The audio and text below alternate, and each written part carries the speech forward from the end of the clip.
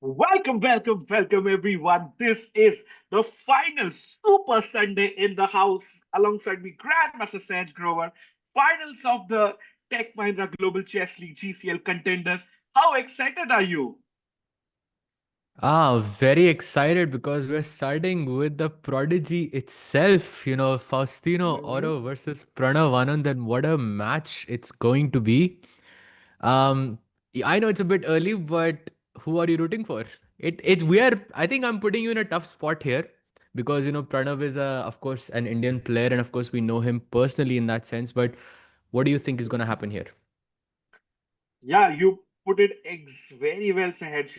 Love to see Faustino Oro in the 11-year-old qualifying in the under 21 category at the junior level. And Pranav Anand, extremely strong player from India who'd love to fly from Bangalore, where he's based, to Mumbai. So it's going to be an exciting one. Or else Faustino Oro from Argentina, or I think he stays in Spain. Will he make the trip across? I think we'll have lift off very soon. Chat, let us know which player are you rooting for in the finals. And remember, this is a two-game mini match.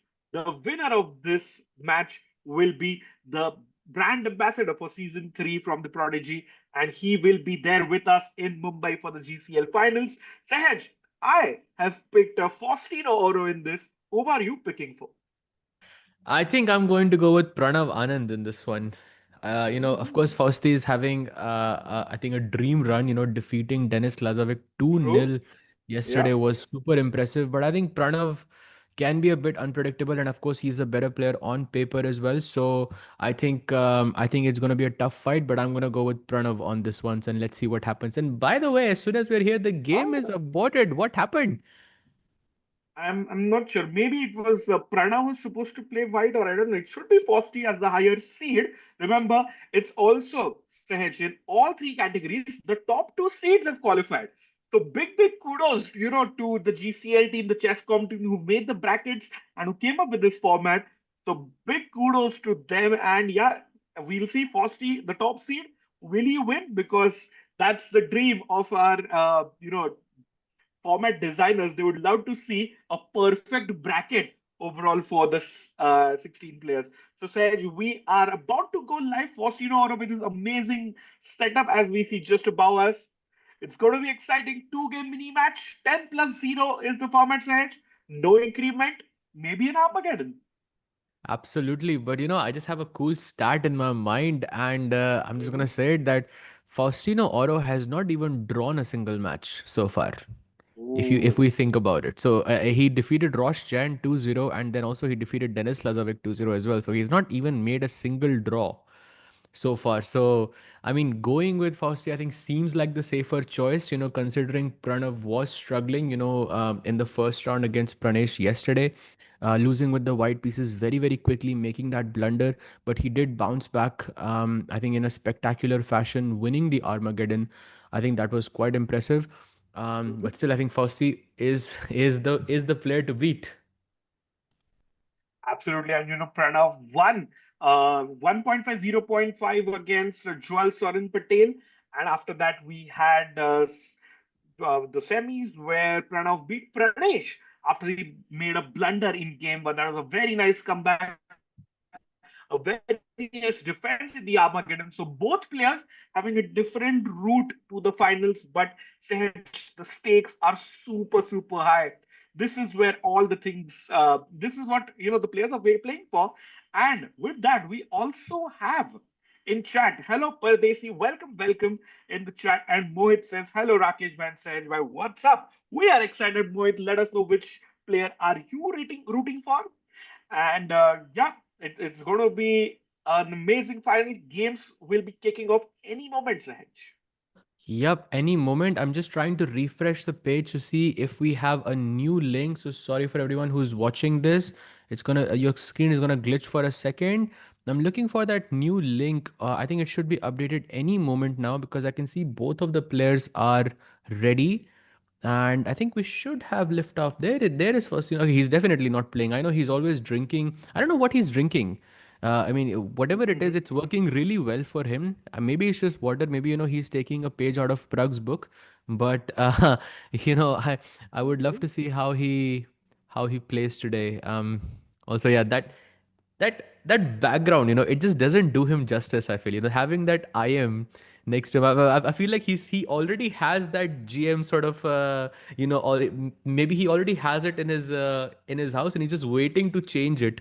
The moment that Yeah. it happens, I feel it's so cool.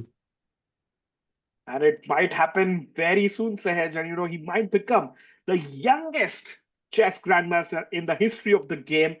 It should happen in the next one. I think he has 7 to 8 months to break the record. So we'll see if Foster can do it. But before that, a big match. I think uh, kind of also he may get a chance to play in the GCL as well. So I think Fosti is ready. Prano is ready. We are just waiting for the kickoff. Games have not We are also started ready. yet. We are also ready. 100%. Let's Uh-huh. go. Yeah, getting word that it's there's some issue with Pranav's camera. Remember, it's a fair play event, so we are taking all precautions very seriously. So both players having the front camera as well as the back camera. We love to see Fosti and Pranav both, if possible, producers once the games are off, because it's just two players ahead. Everything boils down to this. Absolutely, and these are the finalists. Having these two players paired against each other, I think in the finals is going to be a spectacular match. 10+0.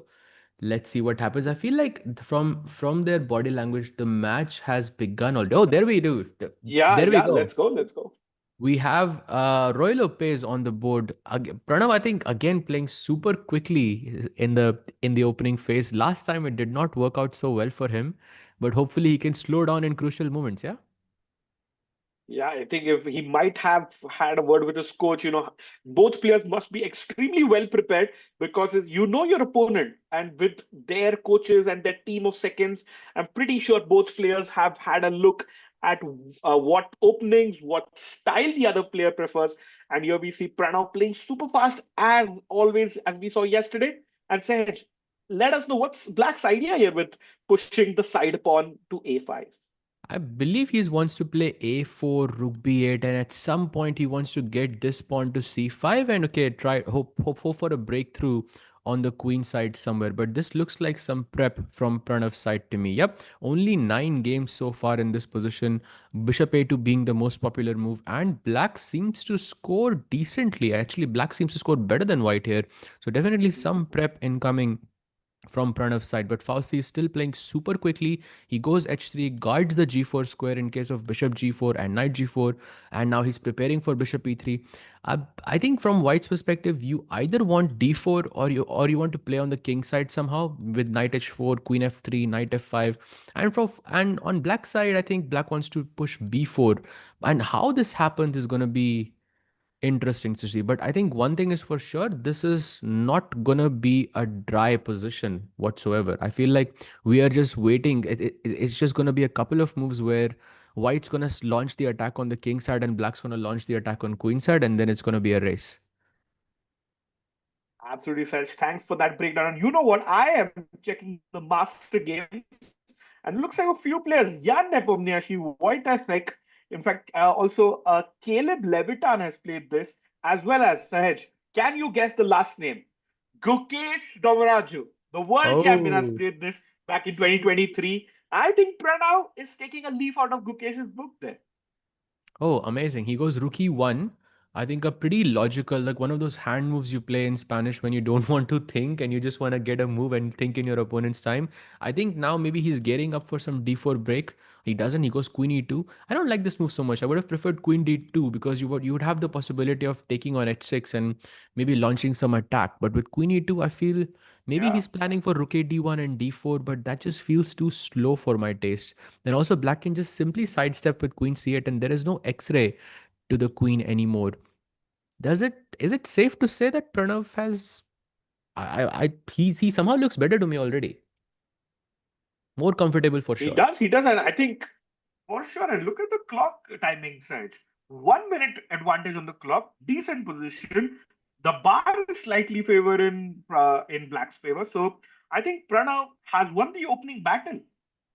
Uh, I think for sure, yep. I think he corrects his mistake and goes queen d2 because he realized queen e2 was.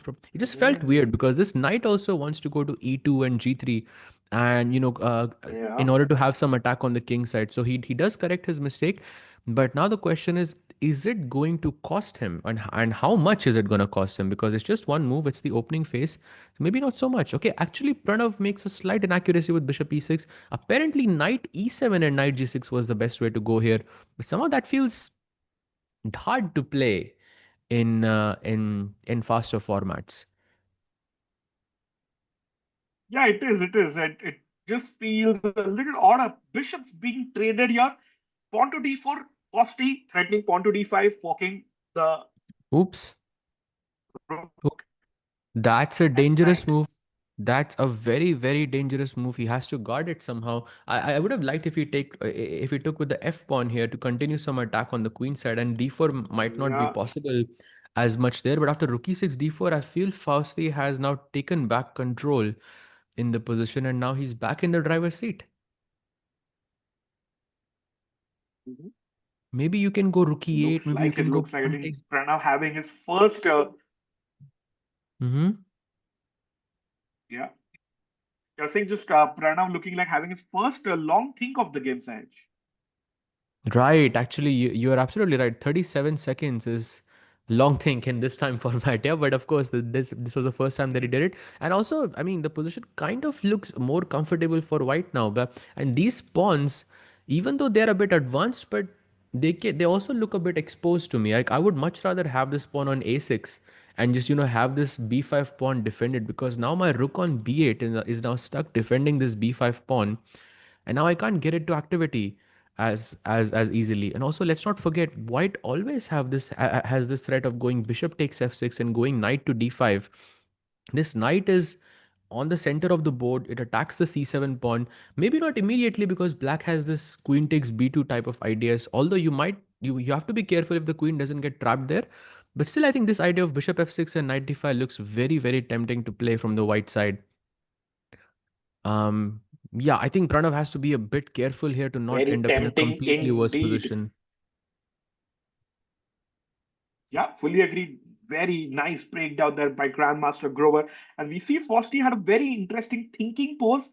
He's all in. It's like he's trying to get into the computer screen there, Sahaj, and Fosti looking very curious. Queen to d3. What's the idea Ooh. here? Ooh, he wants to take that pawn on b5, and Pranav cannot defend it somehow. But why is the bar showing 0-0 then? Because that's a free pawn. How do I say? Am I supposed to play b4? That this just feels wrong. B4 just feels because also you're losing the Yeah, a4 pawn, and even after a right, move like right. ab4, it just feels odd to play this. Oh, he actually goes for it. Oh, he goes for it. Goes for it, Sahaj. 6.5 minutes for Pranav. Remember, chat 2 game match. Player to score 1.5 goes through to Mumbai. So big game at stake. And Gaurav Gupta is saying Faustino to win. So Chad, lots of people here have joined us. Let us know. Just write one word: Faustino or Pranav Anand. Tell us the name of the player you're rooting for. Because Rook takes b4. Sahaj, That's a blunder. Faustino's advantage increases. That's a blunder because queen takes f6. There is knight d5. You see, there is. Oh, Oof, that's bad. That's a huge. That's another big mistake, because now knight d5 just completely seals the deal. game Pranav in over. deep Sahaj, trouble. rook takes pawn. Just queen can sidestep hitting the rook and the pawn with check. Yeah, queens. The knight on c6 hangs.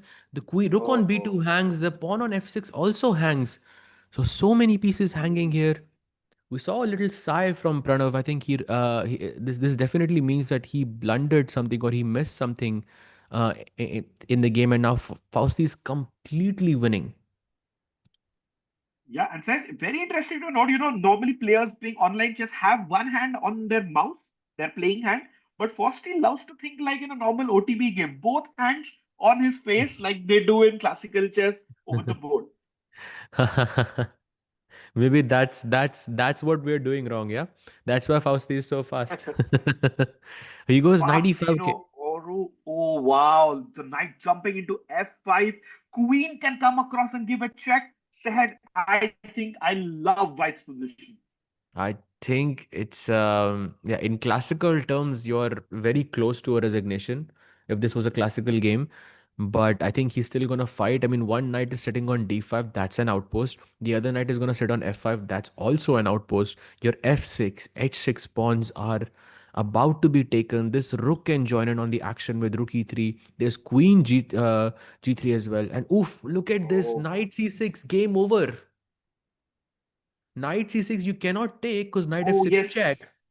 And if you move the queen, then knight f6 check and the game is over. Knight c6, if he finds this, I think Pranav can just resign at this very moment. Oh, he goes f4. Goes f4. Still winning, and Fosty having that OTB look. Pawn to c5, kicking the knight away. Knight goes to f5 hedge, no question. Yeah, for sure, knight f5. And I mean, maybe in black can go knight d7 and temporarily defend these two pawns Hey, over here, hey, but it's just what was too many weaknesses. Fosty was looking at the side of the board. Say- Yeah, yeah. Sorry, sir. I was just saying Fosty was looking at the side of the board. Typical Hikaru style thinking there by Fosty. Maybe he's learning from the best, yeah? He's just learning from the best. Wait, but Absolutely. somehow after knight f5, knight d7, the position is so bad. Well, he doesn't go for it. He goes fe5, c takes d5. Ah, maybe he's looking at queen g3 check and just capturing the pawn on f6. And that's just way too much material Oh, for white here. But somehow queen c6 is so nice. Look at this, Rakesh, because his queen takes e8 and knight f6 threatened. that's a That's just free rook there. GG. I think Fosty is choosing Queen C6. I also think Queen G3 check is so. Oh, he goes for its edge. Yeah. Because if black goes rook b2 now, just queen takes e8, knight f6 check, and that is GG. It's a free rook. It's just a free rook. And I think Ritik in the it's over. chat is, yeah, it's over. Ritik in the chat rooting for Fosty here. 11-year-old Faustino Oro can win the Prodigy board Sahaj. That would be a huge achievement. Absolutely, but let's not forget that Pranav did this exact same thing Yeah, yesterday. He was down in after the first round in the semifinals as well, and then he took the match to Armageddon and ended up winning as well. So the game's not over. The job's not done yet. job's not done. 4.5 minutes for Pranav. He goes back with the rook, Yeah, and now knight f6 check is there. but I Queen think takes White it. can Both of still do them that work. tactic. Yeah. Hmm. Same tactic. Just have everything is working in Fausti's favor. He can choose. Oh wow, he goes queen takes c8. Beautiful move there. He chops off the queen.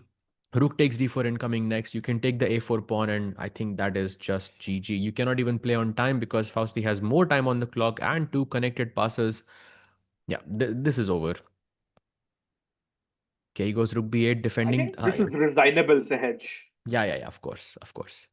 Think he's just playing because he's hoping for that one blunder, one mistake, but that's unlikely. Your one hope is that you can somehow put this pawn on h4, put the bishop on g3, and you can create some mating attack ideas. But that's No fairy way. tale at this point. That and look very nicely. Chat, one thing you can pick up from this posterior rooks or light square. So the bishop cannot attack them. Yeah, exactly. And black has supposed to play bishop f6 here to defend both the pawns. I mean, you can even just go rook f6. Then even that is winning for you. He goes rook Oh, f5 almost. Sahaj, that fairy tale idea is kind of brewing. I know it's still a mile away, but good on Pranav for just trying to get that. Yeah, for sure. He's fighting, but not much to fight, I think, in this position anymore. But yeah. Okay, he goes rook a8. He's trying for rook a1 and creating some mating attack ideas on the king side. But let's see. Now, if white just goes rook f, yeah, see exactly. Rook takes f6. That's the problem here because now all the mating attack ideas are just gone. He can just simply play rook c5 and just push the pawns. There is not even a check that you can give in this position to the white king. Yeah, e5 check, and white can start pushing the pawns on the left side of the board. This is GG. Push the pawns. Pass pawn should be pushed. No, absolutely zero chance for Pranav to make a comeback. I think Sahaj, this is game over. Yup, and there it is, a resignation by Pranav Anand, and Faustino wins the first match of the finals. Wow, does this mean that it's over? Let's find out. And Pranav plays the London system to win the game. Come Oh, on, Pranav, this is your moment. Let's go. By the way, this is exactly the move order from my course. Yeah, let's go. I'm yeah, I'm now rooting for Pranav. Let's go. Pranav going for the London system. Sehaj's favorite opening. Will it be enough to make a comeback? Frosty having his big thing. By the way, Pratik Goswami in the chat is saying no sound. So, my producer G, can you please check if all good from our end, please? Oh, he plays Bishop And E7. he still repeats. I'm just checking. Maybe Ritik or Gaurav can let us know in the chat if they can hear the music or the sound from our end. He goes knight d7, knight takes d7, and now bishop d3 happens. Now black is supposed to play a move like h5, which doesn't feel natural to me at all because normally you want a castle on the short Mhm. side. I think if he plays queen b6, attacking the b2 pawn, and he defends it with rook b1 instantly. By the way, Pranav has only spent 10 seconds so far in this position. And here we go, h4 on the board. He is ready to launch that attack on the king side, and he gains, I think, a pretty good advantage right out of the opening. Let's go. London system for the win. London for the win. Can Pranav do it? We saw him win the opening battle in game one. But remember, Fosti leads 1-0. And chat, it's a two-game mini match. 1.5 is enough. Fosti needs a draw to go to Mumbai. Pranav needs to win to force the Armageddon Sahaj. What's the idea of knight to f3? I think he wants to maybe play 95, I'm guessing. He's just Uh-huh. waiting for black to play short castle because then the attack of knight g5, bishop h6, all of these moves happen. Oh, by the way, c takes d4, a mistake by Faustino Oro. He is delaying castling for now because he knows short castle is not a good idea here anymore. He goes knight a5, and I think he's planning to play bishop b5 because if this bishop from d3 is removed, then his chances of Mhm. at least castling are very high. So that's what he's planning with Bishop B5. But right now, Pranav having a pretty good advantage in this position. He has to play 95 and played. Black has to go Bishop B5. I think only move here. And then you don't exchange the bishops. You just go Bishop C2. Yes, the bishop on B5 is temporarily active, but our bishop is much stronger in comparison. That's the difference. Absolutely. And Sahaj, I love the move. Harry to h4, Harry the h pawn. Would love to go as far as possible. And with that, no need to castle. Keep your king in the center, Pranav. You have to go all in. Bring the rook on h3 and a rook lift, rook g3, attacking the g7 pawn.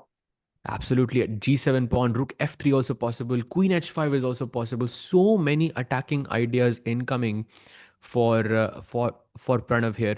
And I think at this point, Faustino can just say goodbye to the idea of castling. I feel like he just shouldn't castle here at all.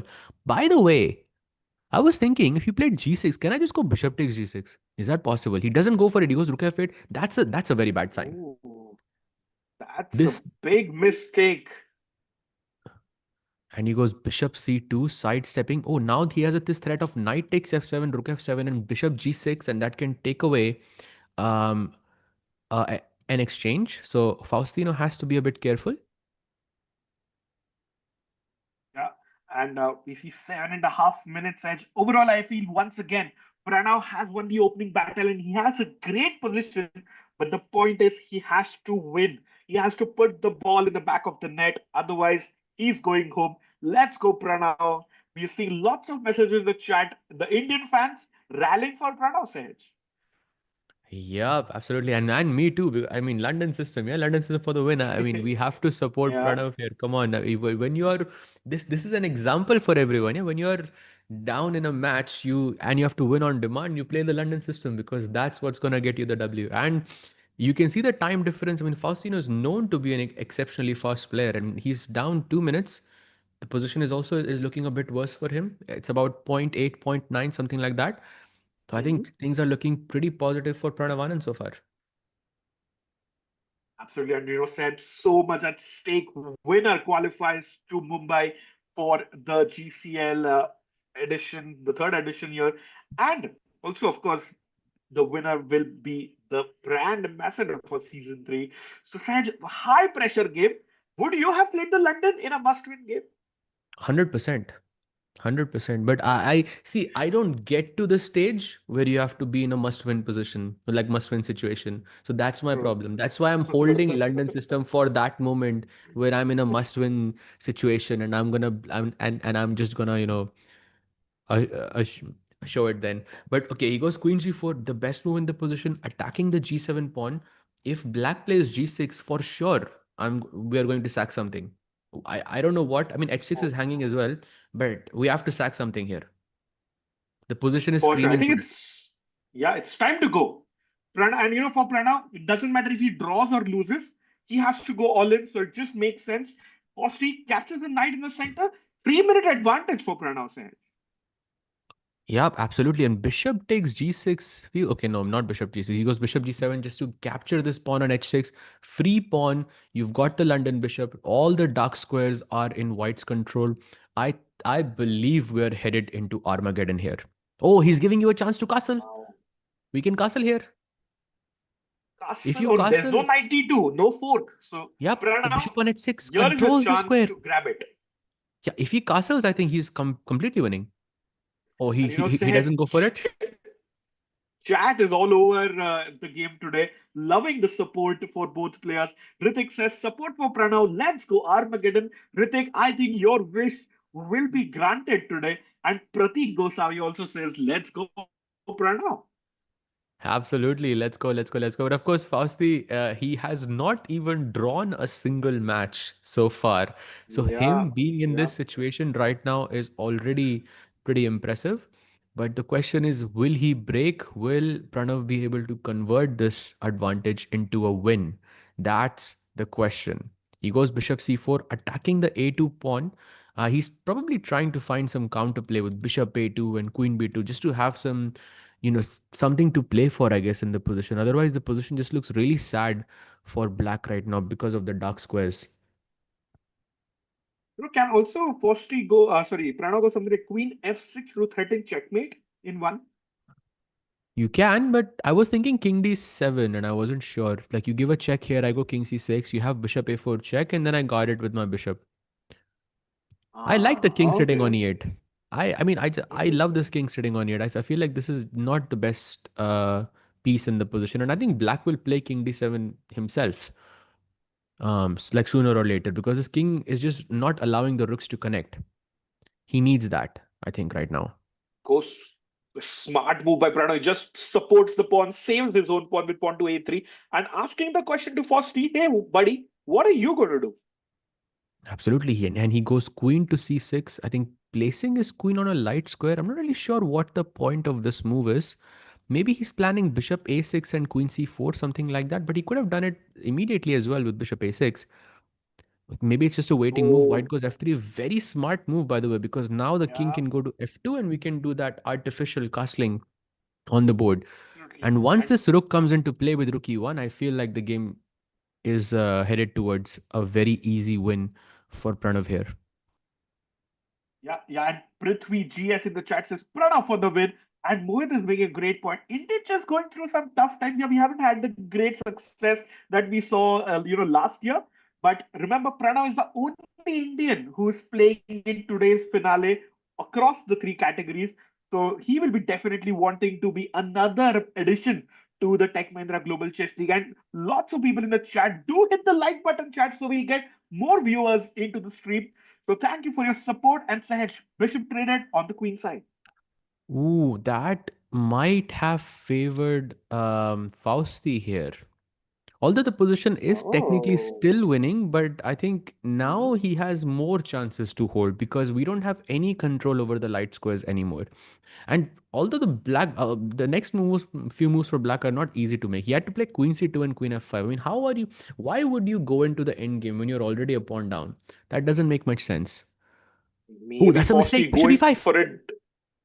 Game over. Bishop e5 is game over. If you move the knight, the pawn on f7 hangs. Pranav finds it, Sahaj. And now g4 incoming, attacking the f7 pawn. But you cannot take it. You have to be careful because black has rook f8 and you can also have problems on the f3 pawn. Oh, So he has to oh. be a bit careful. Don't take it immediately. Maybe he can play rook d2 Yeah. and kick the queen and then think about taking on f7. That seems like a much better idea. For sure. I think I like Rook D2, kicking the queen out, and even just start pushing the H pawn. Harry the H pawn is there's Hmm. no one in front of him. Just start pushing, and remember the queening square is protected by your bishop. Absolutely. And now he offers the queen trade, and Fausti says, "No, I do not want to trade the queens anymore." Um, he plays h5, but after gh5, surely is not. Yeah, exactly. Because if he took with the g pawn, then black would have gotten this f5 square, which I think is could be a bit annoying for him to Yeah, deal with. So yeah. he takes with the rook, and now he's maybe planning to play rook h7 and to target the f7 pawn, and then he can bring the queen back to f4 just to join this attack on the f7 pawn. And let's see how this pans out. Still having a 2 minute advantage. This is quite good. I think definitely we're still in the Armageddon territory as far as the game goes. And yeah, because of that, Shantam who's joining us late, Faustino Oro is in the lead, leading 1-0. Pranav in a must-win territory. And Argentina, someone from his chat, Vamo Faustino, he's rooting on, he's saying, come on, Fausti, we know he can do it. But yeah, we have support for both players, Sahaj. Faustino has the love, Pranav has the love. Only one player can qualify. But I think I'm on Team Armageddon. Nah, we will. We. I just want to see the Armageddon. Exactly. Just want to see how Yeah. that match is gonna be. Of course, would love to see another match from Fausti as well. By the way, he's. I think he's contemplating Bishop E7, but he doesn't go for it. Now Black can go Knight G6, and suddenly this Knight F4 threat becomes slightly annoying to deal with. So Fausti is still trying to fight this out, and he's not giving up. He's not giving up at all. And Faustino bringing the support from Argentina, the Messi of chess. Sahaj, can he deliver like his namesake? Oof, that's a very difficult question, but from the looks of it, he was -5 and he has brought that down to Oh, -2. So he has been mhm. fighting pretty hard so far, but we know that one mistake here can just completely turn things around for either player. And also Fausti is close to having some time pressure issues as well. And it's crunch moment, so let's see how he does here. He goes king c8, white goes rook h1. Wow, the bar keeps going down and down and down. Fausti is looking pretty Fausti with the promising so far. comeback. Yeah, everyone +1 for Armageddon. People want the Armageddon here. And Gaurav is saying, come on, Pranav, let's take it to the tiebreaker. And Mohit is asking a question which has been on my mind, producer G. Where is Pranav's camera? Would love to see him. No, no. Oh, no, no camera for Pranav currently. I don't know. Some tech issues probably. King in the corner, Sahaj, smartly tucked away. Maybe Fausti's planning some sacrifice. I think Fausti just wants to hold this position down. It's a fortress now. As you can see from the Yeah. bar as well, it's a 1.2 advantage. So technically, Pranav is not winning anymore. If both players were to Oh make the my best God. moves of the engine, then the game Uh-huh. would most likely end in a draw. That's what this evaluation means, as far as I understand it. But optically speaking, this looks like a fortress to me. Now, this rook is defending f7. This rook is sort of guarding the g7 square. The knight does a wonderful job of guarding the h8 square, and also there is a possibility of getting knight f4 in. So now Pranav has to find a way to break the fortress. This is not going to be an easy task because he knows he cannot take the draw here. I think one plan that I see is he could play some b3 c4, but you see Fausti is ready for that already. He sees the idea of b3 c4 and he puts his queen there. I am not going to allow you to play c4 anymore. And Pranav says, no, I will go f4 and f5, and that's my breakthrough. Let's have a game. Both players under 3.5 minutes. Pawn to f4. Pranav wants to kick that knight away by pushing a pawn a further step. Faustino has 2.5 minutes ahead. I feel time pressure is going to decide this game. Ooh, absolutely. And he goes king to f3. The computer doesn't like that move so much. He goes queen d7, now finally guarding that f5 square. So f5 is no longer possible. And now it's Yeah. zero point 0.8. Oh, Fausti is doing Uh-oh. insane things right now. He's defending the position so well. White has to go king e3, and somehow I think he needs to try and trade the queens off the board. Yeah, incredible comeback by the Messi of chess. Shantamlan is loving the comeback. He says he was super impressed with Queen B3. Sahaj, 2.5 minutes for both players. Bishop G7, a little bit of tickling and repetition coming in here. Pranav, I think, is failing to find the winning plan. I don't like this bishop on e5 so much, Rakesh, because now black has the option of going knight e7 and knight f5. See, very nicely done. You had to bring the bishop back to f6 simply because you don't want this knight to go to e7 anymore. He goes rook h6, hoping for that blunder of rook takes g6. So Yeah, big le- threat. he Big would have to threat. move it. Wait. Rook Yeah. f7. Is that possible? Is rook No, f7 possible? that's a Ah, blunder. it's too much, I think. Yeah, maybe it's not working. Yeah, it's a little too much. 2.5 minutes. King goes across. Pranav is just trying his best. Rook comes back, defends the pawn. Posti has just tickling with his queen. He's just moving his queen around. All his pieces are stuck. Yeah, absolutely. And he defends the pawn on f4, and now Fausti once again has to make a waiting move, queen b6. There it is. And now Yeah, Pranav he's has to waiting. he has to find a way to break through. Now the question is, when is he going to break through? Oh, he plays rook g. Wait, With the what? rook Why? trade. While the Why? engine evaluation drops, Pranav is no longer winning. Faustino Oro can make an incredible defensive comeback. Wow, he can for sure. I think because now the time has also basically Oh, queen coming equal. in. Checks to the But king, to the white king coming in her. this rook g7, I really didn't like this move because it was so unnecessary, I feel, to play Oh, at this point because his rook on g8 was much worse than ours. So it would have been way better to keep the rooks on the board. But now I think the chances to win are really, really little because he has to hope that I keep saying Messi, but he has to hope that Faustino is gonna make a mistake in time pressure. But you know, both players under 2 minutes and finally Faustino moves one of his rooks. It was the queen doing the heavy lifting. Pranav needs to find a plan. He's a pawn up, but it's not enough. Sahaj, eval bar is 0.00.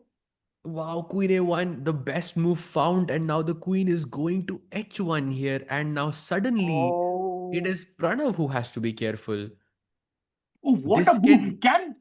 Okay, Queen E1. I think black is also has can go 97. If you capture with the bishop, rook comes to the open file giving a check, and black Ooh, wins. that's a checkmate. Wow, beautiful move. But now basically he has to go Queen E2, Queen takes E2, Rook takes E2, and he has to go into that position and try to win in the Uh-oh. end game. But maybe that is still possible because he can technically bring his king like this. Although it's a bit far fetched, but it is possible, and that's his only shot left. And he doesn't go for it. He goes F5. I feel Pranav has this to go for it. Rook is he's attacked. losing. Pranav is losing Rook here. is.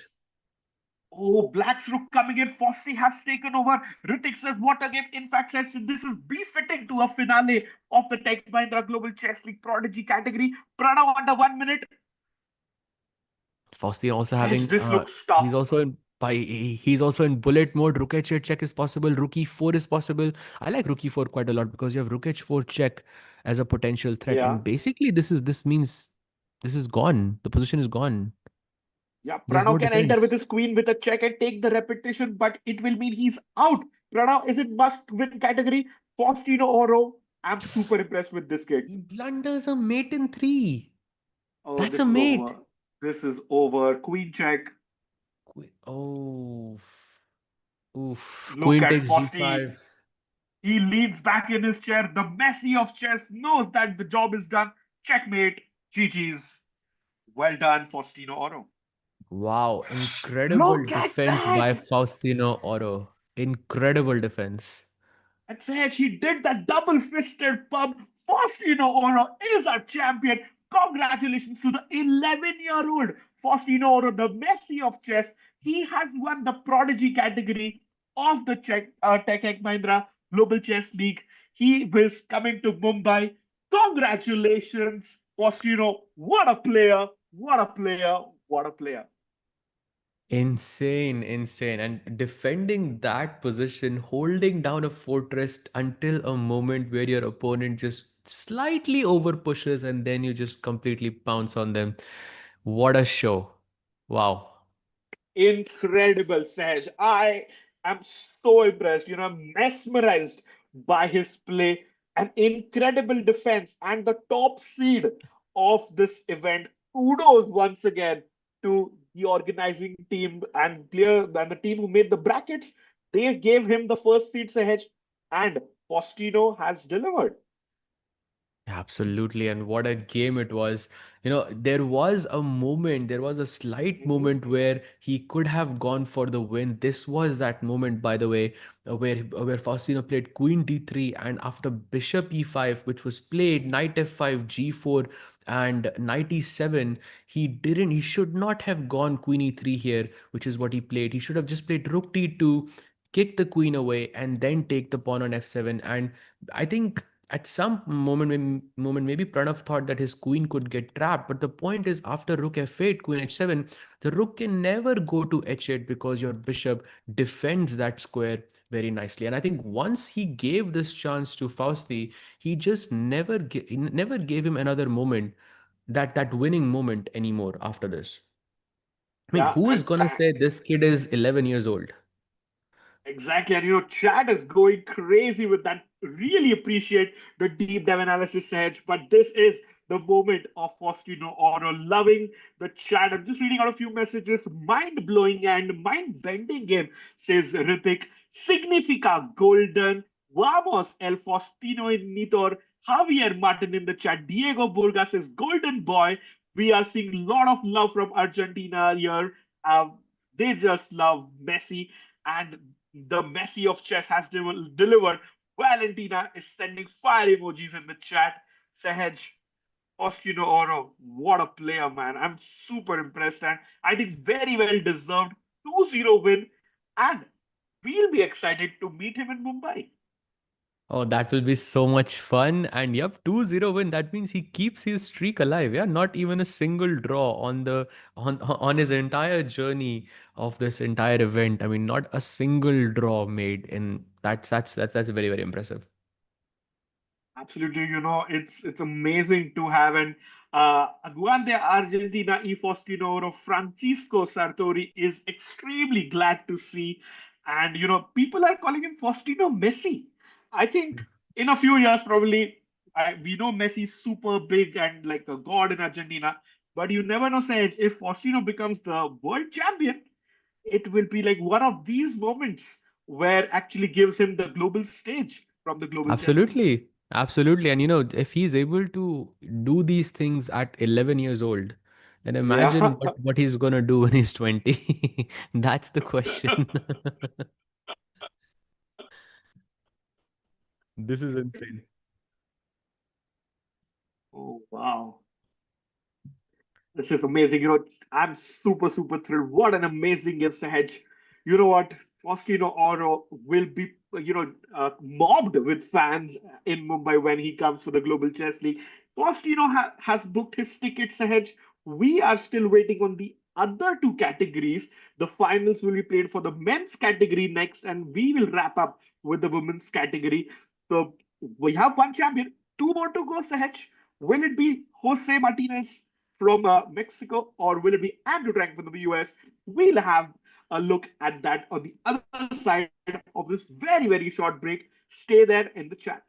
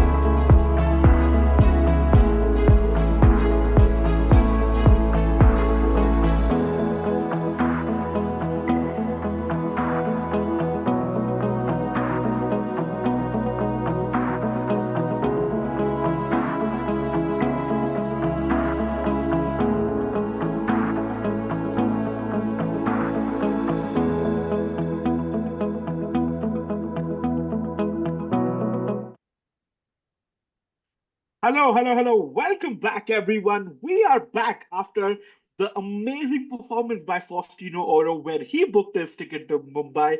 Grandmaster Sahaj Grover, we have the men's final. Take us through both the players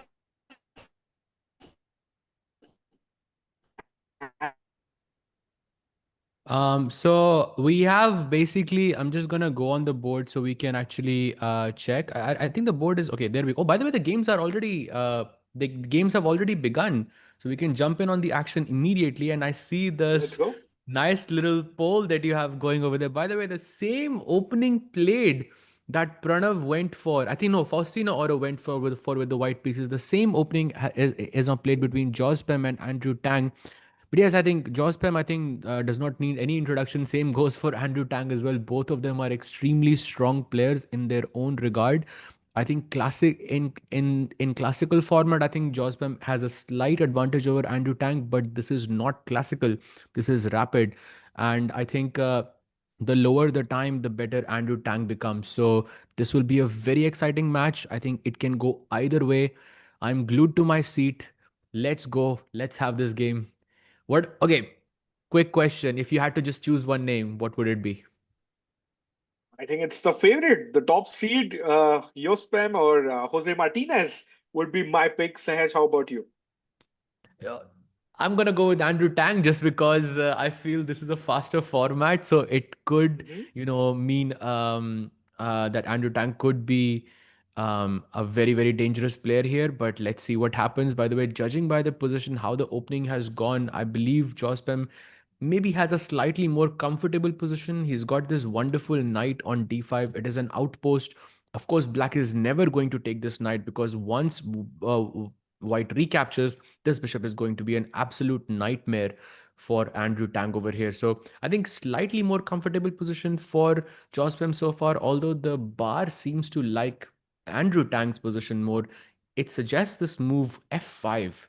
But as we know, this is the golden pawn, and I feel like we should not touch the golden pawn. Yeah, fully agree there. And Sahaj, they were following a game of Nihal Sarin and Dingleren played during this chess.com Speed Chess Championship last year. So Mhm. players are definitely in some familiar territory. But overall, chat, if you're joining us, Faustino Oro has qualified. We are seeing the men's finals now. 1.5 points wins the best of two match, or else if 1-1, we'll go to Armageddon.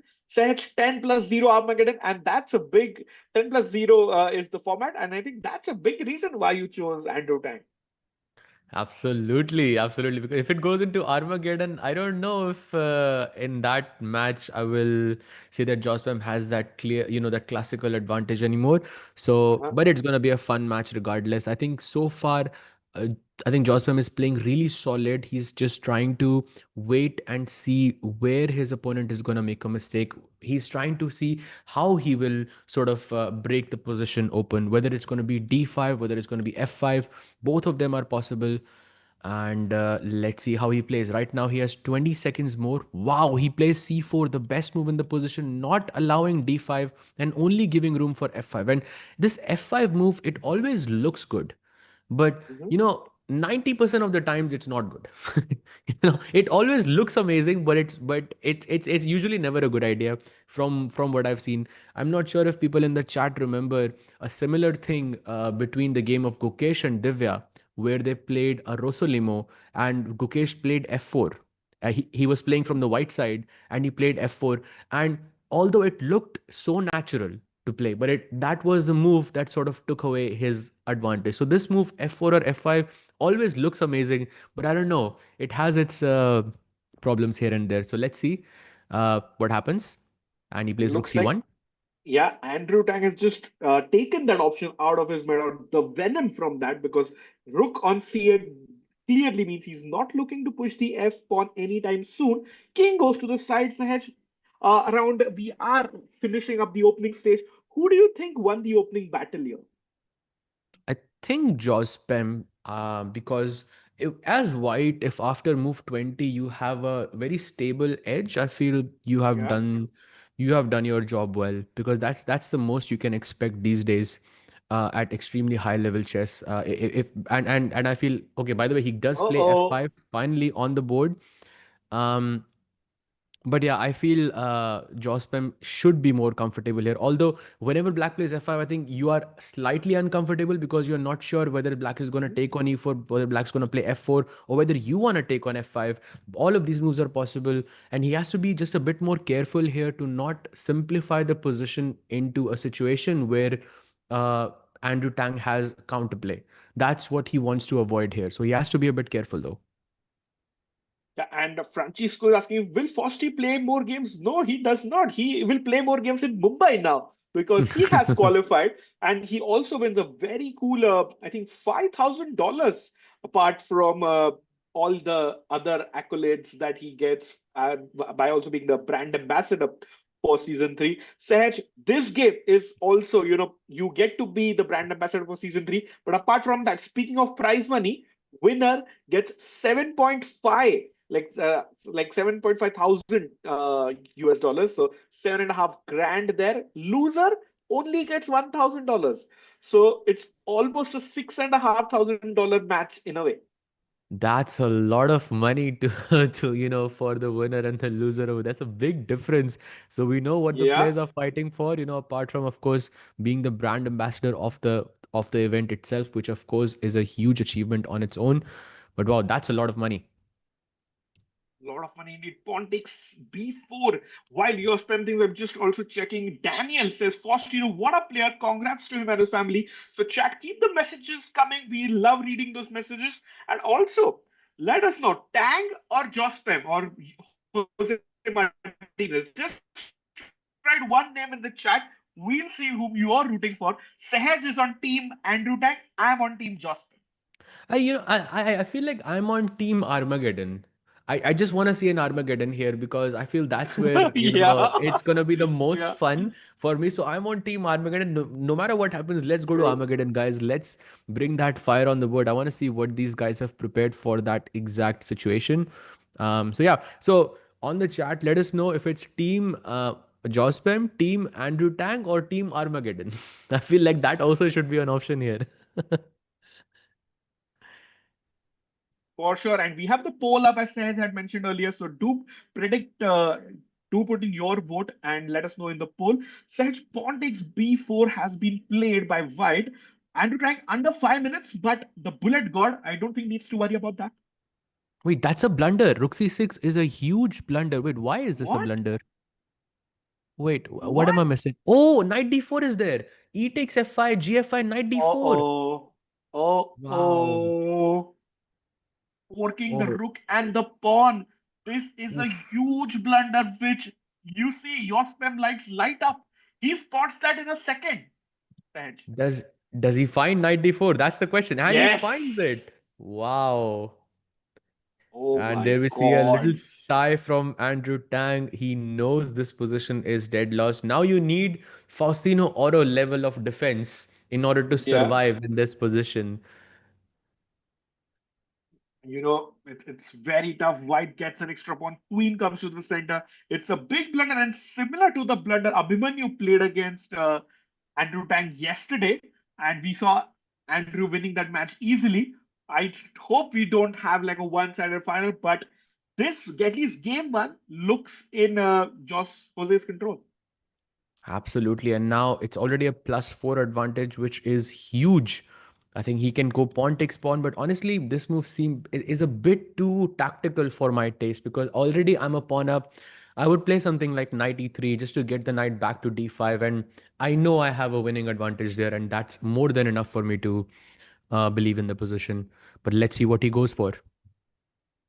Yeah, and it's not just a pawn blunder, Sage. It was also, demoralizing for Andrew there, and the knight can easily move around on the light squares, and the bishop on g7, not a happy boy. Oh, wow, he goes pawn takes b5 and he immediately responds with d5. But wait, can he go queen takes? Actually, he can. He can go queen d5 here and just sack the knight. So queen d5, the rook takes, queen takes, and you just capture this pawn on a6 and you just push a7 and that's GG. But he didn't want to take that risk, but he could have. He Mm. could have won in that way as well. Yeah, I think, and Joseph was like, I don't need to enter into any chaos, which Andrew Tang definitely wants to do. Rook attacks the knight. Now, says, do you think pawn to g4? Can Gary join in on the action? Easily. I think this is the most natural move in this position. I think very, very easy. But there's B takes A6 too. That works as well in this Oh position. my God. This is just brutal.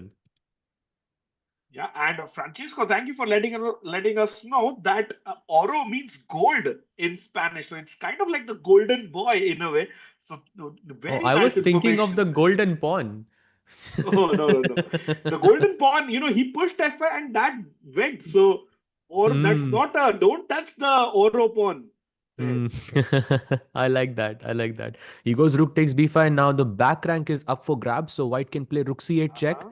and completely take that control. And with that, the c file as well. Rook c6 is incoming as well. This is just GG if he finds it. He doesn't play rook c5. He doesn't play rook c8. He plays rook c5 instead. Still a good move. He's trying to simplify the position, also to capture the pawn on d5. Both of them seem like pretty normal moves. I, as much as I would love for Andrew Tang to sort of put up that Faustino Oro level of defense, I just think it's not happening anymore. Yeah, looks very tough. Shantam Lani says, GG, let's go. And Pratik Goswami and Cartoon Hub are saying, we are voting. Their vote is for Andrew Tang. Sahaj, do you reckon Andrew has any chances left in the game for his fans and himself? In the game, Yeah, in the probably game, not not. the match. But the It's match, just in the yes, game. I think for sure. For sure, I think Andrew Mhm. Tang is going to put some pressure very, very early on. And I'm hoping this match goes into Armageddon because that's going to be so much fun to see as a commentator and, of course, as a viewer as well. So, hoping for that Armageddon. But I think in this match, he's not surviving this. This is next to impossible. Yeah, this game looks dead and buried for Andrew Tang. But you know what, Sahaj? Kind of preempting the opening because Andrew Tang played the London yesterday also. We might see another London by White in the next game. We'll see when we get there. But under 4 minutes for Andrew Tang, Rook B6 is a huge threat. I think Jospem in the driver's seat. For sure. And also, let's not forget if black goes pawn takes pawn, which feels very natural, white can go queen d3 and put up this discover attack on the king. Oh, And the moment you move the that's. knight, it's not just a check, it's a checkmate. So he has to be really Oh. careful to not allow this. And probably he would have to go e4 instead. But if he goes e4, then he gives Jospem this protected passed pawn on c5, and then the threat of rook b6 just becomes deadly to deal with. So it's a very tough spot for Andrew Tang over here. Let's see what he goes for. Yeah, Tang is thinking I think no way you can allow the queen come to D3. So E4 looks very likely, Sage. But after that, I think, yeah, queen can swing over to the left side of the board, queen B3, and use that B line to your advantage. Absolutely, queen b3. Even queen f4 looks quite good. Okay, I think I'm missing bishop takes d4. Oh, wait, I have knight takes d4, and I can just capture your queen Oh, on he c6 goes as for well. your idea. He goes for your Wow. idea, Sage. See, I wanted to keep the queen on f4 because I wanted rook b6 and rook takes h6 types of ideas. I'm always looking for these sort of tactical ideas in the game. It makes the finish so much more prettier for me. I think that's what he's looking for as well, and I think Andrew Tang on the verge of resignation. Yeah, this is close to resigning. 2.5 minutes left for Andrew Tang. Jospem fully comfortable. You see him still, focused, and it's. I don't think he's going to just allow any counter play for Andrew Tang. He has a check for now, but white can just go king g2, and there is not a single check after that. He goes rook b6, the best move in the position, and now the threat of rook takes h6 is very dangerous to me. Mhm. This feels like that. This is what seals the deal here. I don't even know how you are going to defend against this threat. This Yeah, is GG. This looks resignable now. for sure. King g8, he goes, I think, preempting this rook takes h6 idea. He says, no, no, no. My idea was to play rook g6 all along. Which is quite nice. But now if king f8, queen b8 check is also there, and you lose the bishop on g7. Knight takes h6 is also a possibility. And of course, let's not forget, if you play king h7, for people in the chat, come on, one move. What move is it? I Chat think should it's figure going to this be out. a check capture threats. In fact, I can give a check and a capture and a threat to the king by capturing rook takes g7, Sahaj. Absolutely. I was trying to trick the chat here into saying rook h6, but rook g7 is just GG. Game is over because that's just a checkmate. And Andrew Tang is still thinking on this position after rook g6. I think there is no other move left. He can maybe give a check on d1, but White's just going to sidestep. Oh, by the way, he plays king f8, queen d6 check. Beautiful move. And now, where is the mate? Queen e6 or queen d5? Oh, knight h6 check. What am I saying? That's just a free rook. Yeah, knight h6 a free rook. Jospin applying the finishing touches. S. Martin says, "Oh my God, what a crazy end game by Oro." Mohit Tiwari gets the rook g7 move. So well done, Mohit.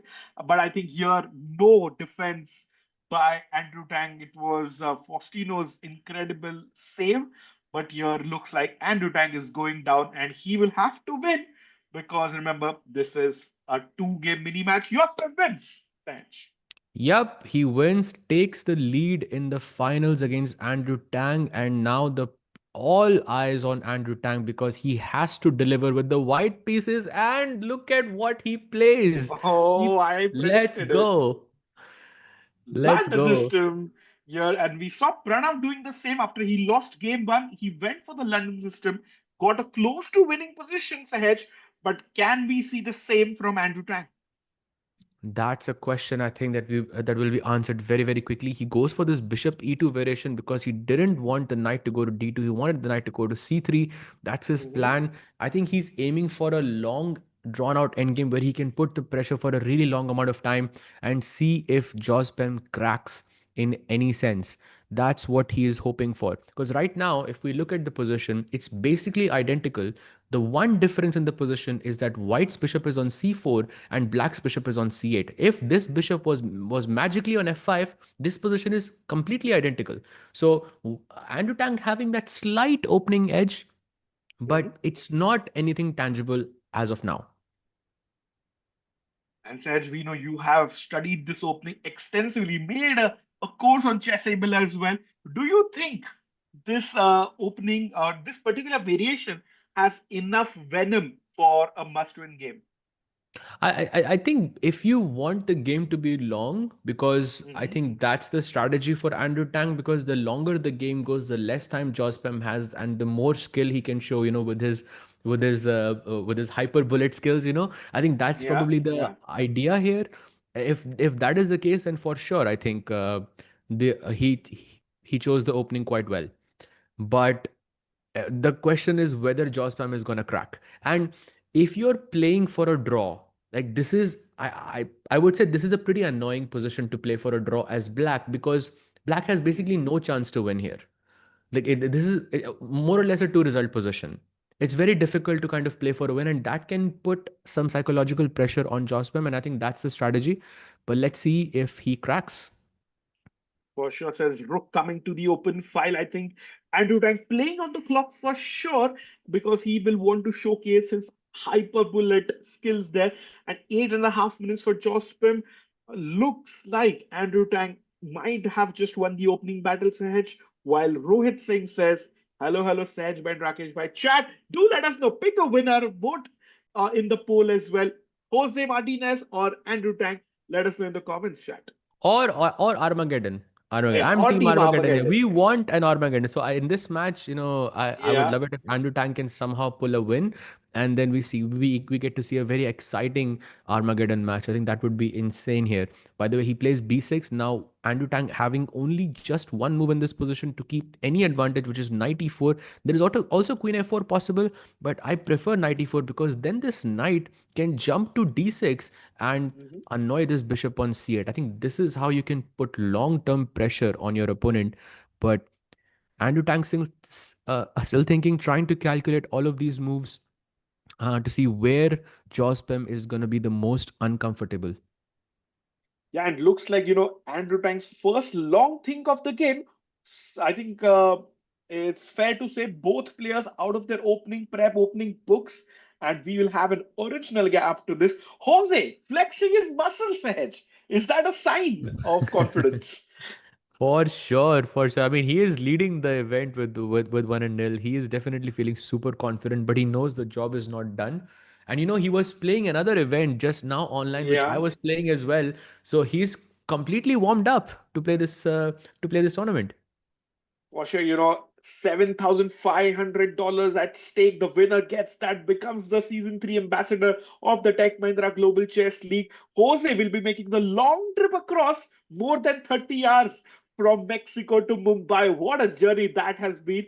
But that will only happen if he manages to draw or win this. Remember, as we can see on the left, the score 1 out of 1 for Jose, 0 out of 1 for Andrew Tang. Andrew, in a must win situation, Jose qualifies with a draw or a win. Nicely summarized there. And Andrew Tang still thinking that's a very long thing, and he's almost a minute and a half down now at the Yeah. moment. It's a sign of worry for me. Sahaj, as our London expert, do you think we should trade queens as Andrew, or you should keep the queens on the board? I would love to trade the queens, but it should be black who does it. Because if you take the queen Mm-hmm. on d1, then I will Mm-hmm. capture back and I will keep my rook on an open file. Ooh, he goes Ooh, bishop b5. it does not save the night. But a great question in the chat by Aman Mehra, who says, which team these qualified players will play? They will be the brand ambassador for season three, and they will be on site in Mumbai. So I think the teams are already been decided. So they are more like, also in case they are needed, they'll play. And Rohit says, Jose is very strong for Penguin. Yeah, it is Penguin GM is Andrew Tang's handle. So very well said there by Rohit. We'll find out, Rohit, if that is true or not. But right now, by the way, he plays knight b4, the best move in the position, and I think a very smart one as well because it attacks the a2 pawn, and also Yeah, you cannot play a move like queen b3 because black is just gonna capture this because the pawn defends the knight as well. So very smart move, and I think now his Andrew's advantage is pretty much non-existent. Did he miss this? I think so. I think so. Andrew Tang deeper in the thing. One good thing is he's a bullet professional. So I'm not worried about his time, but his position really worries me, Sahaj. Absolutely. And he has to play a move like knight d3, which is accepting that you don't have an advantage anymore, as black can just chop off the knight and play bishop b7. And once this bishop is out and the rooks are connected, there is no advantage in the position anymore for Andrew Tang. So things are not looking amazing for him at the moment. I believe there's a very big possibility that Jospin is going to finish it off without needing an Armageddon match. Yeah, but I'm also on Team Argan would love to see. Remember, this is the final day today, Super Sunday. Three winners we are going to get. Faustino has taken one spot. Which of these two players will take the other spot, Sahaj? But I wanted to see at least one Armageddon today, like Pratik is also saying in the chat. Oh, absolutely. By the way, people are saying, someone is saying, you Oh. guys are like Sagar and Vidit. Wow. Wait, who is Sagar and who is Vidit? That's Yeah, a, Sunita, do that, let us know. I mean, who is it's of Sagar? course a Yeah, so who is Sagar and compliment. who is Vidit? I would love to know Yeah, yeah, that. yeah. I'm also curious to know who is going to be Vidita and Sagar in this one. But we appreciate that, Sunita. Let us know, chat, which player are you rooting for? Team Andrew Tang or Team Josh Pem? As Josh Pem develops his bishop, attacking the knight, Sahaj. He has to play knight c3 because he wants to defend the pawn on Ooh, a2. Otherwise, he loses material, I I believe. thought Because if knight d6, like go all knight, in. there's Doesn't bishop f3, matter. no? Yeah, pawn takes. Even like I'm going to lose and go home. Either Hmm. way, want to keep my knight active, Sahaj. No, no, I think you're going home. Queen g5 check is coming. Rook d8. Actually, let's show it. There's bishop f3, Oh, gf3. yeah, There's queen yeah. g5 check, I think, and then just rook fd8. That feels really dangerous, I think. And also the Yeah. b5 bishop is, under attack. Yeah, So that's no good for white. And I think Andrew Tang is calculating all that. 4.5 minutes. I'm getting really worried. Penguin GM needs to come out. The icebergs are melting for the Penguin GM. absolutely. And he has to play knight c3, and that is again accepting that Hmm. your position is no longer better in the game, and then it becomes a completely different battle. He's also down 3.5 minutes on the clock. Almost he has half the time in comparison to his opponent, which is not a very good sign. I think Andrew is in a bit of trouble. And Mohit and Sunita have said the same. Rakesh is Sagar and Vidit is Sahaj because the IM-GM combo. So No. very, very well put there. But yeah, excited I to cover the finals. Knight C3 on the board, Sahaj. I was thinking they're gonna say something about the glasses, and I was ready to just, wear my Oh, glasses immediately, and then what do you think now? Okay, he plays I knight c3. Best move in the position. I think a pretty logical one. Black can go queen e7, and or black can also just chop off the queen on d1 and then say, let's go into the end game because guess what, buddy? You're not better anymore. not better at all. And Sahaj, I'm extremely worried about the time management by Andrew Tang as well because it's he's it's just ticking down and we know he's a bullet god, but the problem is Jose does not have to find like difficult continuations, just simple chess. That is true, but maybe he's, hoping that his bullet mode is gonna turn on once the clock hits 1 minute and he's gonna become a completely Yeah, different beast. Maybe that's what he's banking on. But for now, the position looks completely balanced. No, there is no attack, no kind of counterplay that he can hope for. No, so it looks a bit uncomfortable to be Andrew Tang right now. By the way, Queen E2, and this could be his chance because okay, he plays Knight D5, not the absolute most accurate move. He could have gone A6 instead. I'm thinking some ideas like Bishop A6, and you can put some pressure on the C8 square to not allow the rook to develop there. But I feel like this is not as simple as it looks. Oh, maybe just Rakesh. He's asking him to play F5 because the penguin knows, Andrew knows that once you push F5, your position is going to be positionally bad. yeah, for sure. We have heard about that golden pawn not should not be touched. Rook coming to the open. I think I love what Jose is doing. He's a pawn. He's a point in the lead and a blunder. Sahaj. Ooh, that's bad. That is bad. There is knight df4 incoming. Oh, That is oh. the threat. I mean, the blue arrow says rook c1, but you can also play knight df4 immediately. It doesn't make a huge difference in the position, and you can chop off this knight on d4. And with that, the e4 knight gets attacked. The f4 pawn is also under attack. I That's Yeah, if he finds this, huge. this is over. Exactly. And Jose does not even need to win. He just needs a draw. He goes directly.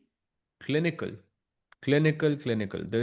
He's not giving any room for anything for Andrew Tang here. I think what a great performance by Jos Bem today. If he goes ef4, then there's rook takes c1. Rook takes c1, and you just go rook takes d4, and you're just a pawn up. And rook recaptures first. Yeah, you take the rook and then take the knight in the center. Hitting the knight. Again, the other pawn is also being attacked by the knight. I feel things are going downhill super fast for Andrew Tang. We are seeing like a potential 2-0 result in both of the finals. That is rare. Very rare, but extremely hard fought finals. And Rohit Singh Sehaj has to marry someone to become like winner. But we might not know when that will happen. But 13th of December, that will be the date for the third edition of the Global Chess League in Mumbai. Ooh, So do join us for that, Jack. smooth, very smooth. I love it. I love it. I love it. He goes knight Oh, g3, and now the pawn on mm. f4 is under attack. Can we chop it off? White goes queen e5 perhaps to attack the rook and the knight. He has to calculate this out because there is you're attacking both of these pieces, but you're also threatening rook c7, which could be potentially dangerous. So instead, can I capture the pawn with my rook, Sehaj? That's a very good question. I didn't even think about that, but that's a very good question. Why can't I just do that? Because I mean, like in theory, I don't like giving up the d file because you might play queen d2 and get some counterplay there. But I think Mhm. it was possible regardless. He goes knight f4, the best move, and after queen e5 apparently, which is the only move here, black has queen d8, just defending the rook, and the Oh, rook okay. defends the knight. Everything is What if I amazing. By go the way, queen d6? Is that a blunder, Sehaj? that's a blunder, by the way, because there is Can queen you show d6, chat? Can queen you make the d6, moves and show chat? Yeah. there's queen d6, rook d6, and rook c7, and the back rank is gone. You Oh, cannot defend the bishop anymore. And he finds the correct move. He plays queen d8. wow. clinical by Jospem, and Andrew Tang moves the golden pawn edge. Yeah, to defend the G2 pawn this time, I think he's in well within his rights to do so because he would have lost G2 otherwise. But yeah, there's Rook D1 check. He just has to find a repetition somehow. I mean, the game is pretty much over, I think. Yeah, remember Jospem in the lead, just needs a draw to qualify. Yes, Sahaj. I think there is no like need to even exchange anything because white doesn't have a threat right now. Yeah, exactly. H6. Easy. Yeah, makes an escape square. The king has gotten some luft, as they call it, some space in case of a backrank check. 1 minute 45 seconds for white. Andrew Tang's chances of coming to Mumbai are slipping away. Absolutely. And now black has a bunch of moves here. There's knight g6 and knight d3. I personally like knight d3 quite a lot simply because you're simplifying the position further. And Mhm. it's going to be a bishop versus knight. White does have some attacking chances with knight h5, and maybe this is what Andrew Tang is banking on. But with threats like rook d1 check and also exchanging of the rooks, there is a very huge possibility of a repetition incoming. So I think this Mhm. is probably the cleanest way to finish the game off at this point. But he has multiple choices here. Yeah, multiple choices. Jospin taking his time, rightly so, because you don't want to hurry, especially in this position. And I feel double the time, more extra pawn. I would say Andrew's chances are roughly around 5% in this one. Probably less, yeah. If Oh, you could less than flip that. the time, then maybe I would say Oh, yeah. 5% is logical. But now I really don't think there's a big chance here. By the way, Queen C7 can be a possibility. He can chop off one of the pawns on A7. Okay, Rook D7. Okay, you might be onto something here because he has managed to get his rook on the seventh rank, and he is planning on taking on A7 here. Doesn't allow it. He Sahaj, goes Rook B8. he goes fully passive. Jospin has just gone backward in all of his last moves except knight f4. But look at the engine evaluation of the 0.3 again. Yeah, absolutely. But now, uh, Jospem just has to find a way to get rid of this rook on d7. Hmm. Hmm. If he manages to do that, then I think the game is just over. But he It's the goes, pressure. Jospin taking a lot of time. Only 1 minute difference. This is the finals of the Tech Mahindra Global Chess League Contenders. $7,500. Jospin is extremely nervous. You can see it in his face. yeah, for sure, because the position was a lot more winning Yeah. a few moments ago, but now it's slipping away. So this is a moment to worry for sure. He The goes knight f1. time is ticking, and somewhere in the back of the mind, you know it's Andrew Tang with his bullet skills. He might flag you. Yes, you don't want to be in a bullet battle against Andrew Tang. That is for sure. By the way, that's a mistake. Bishop b3, only move in the position, and Jospem is going to be back. He does not find it. Misses. It's the nerves. It's the nerves, Sahaj. King e1, Nothing else. play king e1. Oh, he plays king f1. Okay, Weird. knight d5. That was a strange move. I think king f1. Was that a mouse slip, perhaps? I don't think so. Maybe Let's focus. he Under didn't a want minute, to. Sahaj. Under a minute. Andrew Tang. It's got to go. Knight c4. Yep. It's not an ideal move, but it's the one you have to play because you want to continue the Hmm. game. Hmm. 49 seconds for Andrew Tang. And I would love Oh, to.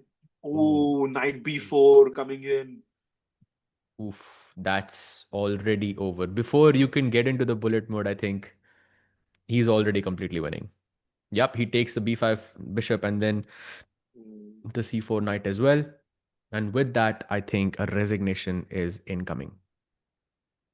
Rook takes. Andrew trying to. I think he's going to going for the flags ahead. He's going for the flag. He's going to just play very quickly and try to create some pressure, some mating attack. But the problem is, even a draw is not enough for Andrew Tang. Hmm. Can see he's moving so quickly. He's trying to flag him, but it's the position is too simple. Yeah, you have too simple. Bishop can kick the king away with a check, push the pawn. Yeah, B3 played, knight B2 happens. Yeah, he is definitely going for the flag here, but Josfem still has over a minute on his clock. Wait, there might be a mate by the pawn. King F7, that's a mate. G6 is a mate. Oh, you see, Jospin celebrates. He pumps his fist. Checkmate with the knight. He puts on his headphones. He's booking his ticket to Mumbai. Very, very well done. Jose Martinez of Mexico will be coming to Mumbai. Congratulations on winning $7,500, booking a ticket to Mumbai. And Sahaj, Jose is our season 3 brand ambassador from the men's category. That also with a checkmate with a pawn. Yeah, that's insane. I mean, I Amazing. think this performance for me tops Faustino in this sense, because just because of how it finished. It is so amazing. I think how this game unfolded, and finishing off with a pawn mate is insane, and also a 2-0 victory. So two games, two matches, both of them finishing in 2-0. That is insane. I mean, that was an amazing, amazing final match. And I think Josh Pem was clinical, super professional, played a nice opening with white, grabbed on his chance, got the win there. And in the second game, the result was never in doubt. Just a glimmer of bullet hope was alive in the middle. But Josh Pem killed that nicely, checkmating with the pawn. But Sahaj, I'm worried about the London system. 0-2 in the finals. So I'm a little skeptical about that if the women players will be planning to play the London today. Yeah, I mean, judging by how the London is doing today, I would advise to not play it because it's not working well so far. But I would say both of the games, I think, had a pretty substantial edge out of the opening. But it's just the follow up. Also, it's the pressure of playing a game while when you know you cannot draw, you know you have to win the match, and I think that pressure kind of takes a toll here. And yeah, but props to Jose. I think he played a fantastic match, and congratulations to him on being the ambassador of the Global Chess League. Yeah, what an honor. What an achievement by Jose. And great question by Rohit. Has he been to India? I think he has been. He might have played, he definitely played one of those many open tournaments, open Grandmaster events we have in India, apart from the Olympiad as well back in 2022. But I don't think Faustino Oro has ever been to India, Sahaj. Yeah, for sure not. I think we would know if Fausti ever, Yeah, visited India. But yeah, this would be his first time. But I'm pretty sure Jospam did play the Olympiad. I yeah, yeah. think in 2022 in Chennai. So I think first time to Mumbai though. That for sure would be a first Mhm. for him. But and you're absolutely right, for Fausti it would be a first time being in India ever. So that would be amazing to witness. Absolutely. And Sage, I don't know what, but it looks like the day of the Americas continent because Jospin from Peru originally now represents Mexico, and the Messi of chess, of course, from Argentina. So both of those players flying, and they are going to be flying more than 25, 30 hours, but it's going to be absolutely worth it when they join us for the chess at the third edition of the Tech Mahindra Global Chess League. We'll see, Sage, which woman player will be joining them. It's going to be two very, very famous players that both of them can make it, Sahaj. But I just want to know, will it be Julia Osmak or Mainarva according to you? So we discussed this yesterday, I think, and you chose Yeah, my Narva, and just yeah. just to have that competitor, thing at the commentary, I'm gonna choose Osma Yulia. Although I have to say, both of your horses have won their matches today, of Faustino Oro and Jose as well. So you are on fire. So the real question is, who do you think is gonna win? I think I'll stick with my pick of Mayanarva, and she's in fact coming from the lower bracket because Mm-hmm. Yulia Osmak is the top seed. The top seeds of both the Prodigy and Men have won and stayed up to their billing of the first seed. We'll see if Yulia Osmak can do that, or Mayanarva springs up a surprise and wins the women's event after a very short break. Chat, don't go anywhere.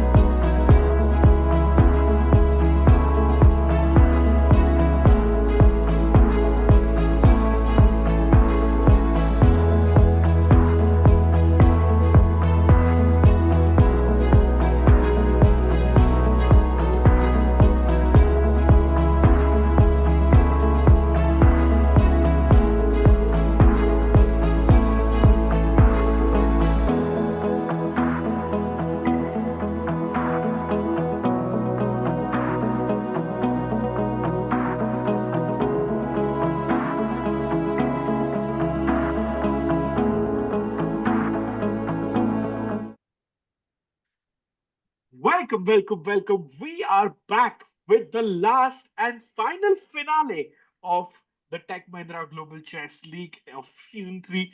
Sahaj, it's a women's sport. Let's jump right into the chess where we see Mai Narva taking on the top seed, Yulia Osmak.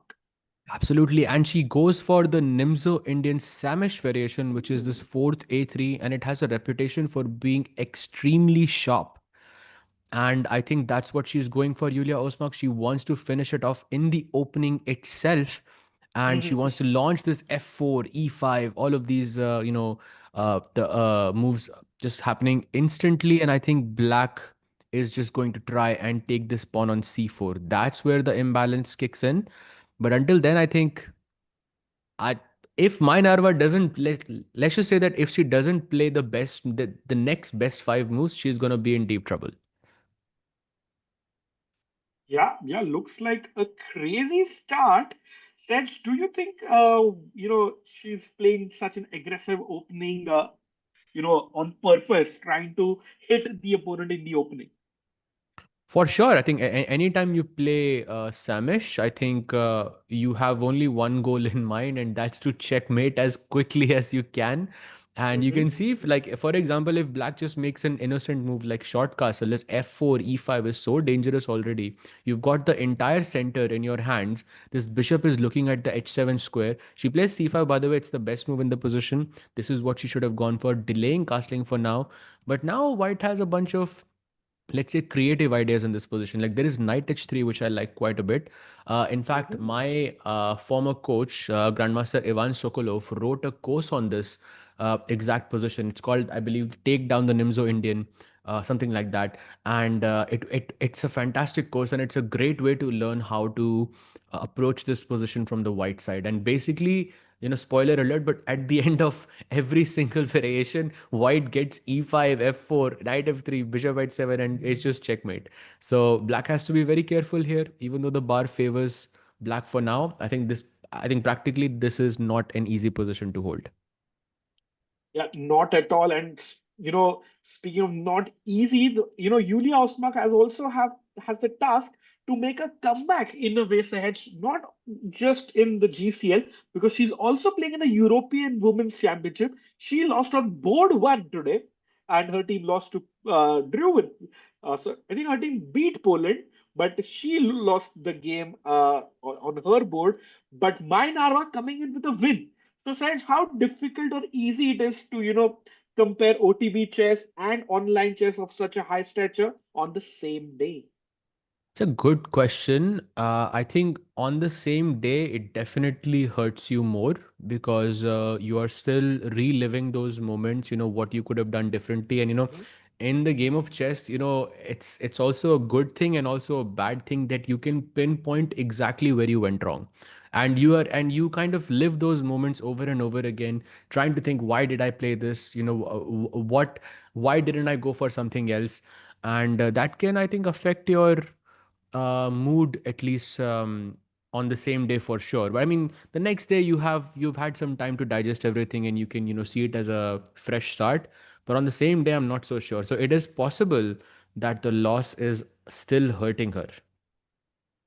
Yeah, I might heard, Mainarva coming in with that win and the confidence, but she's about 50 points low rated to Yulia Osmak.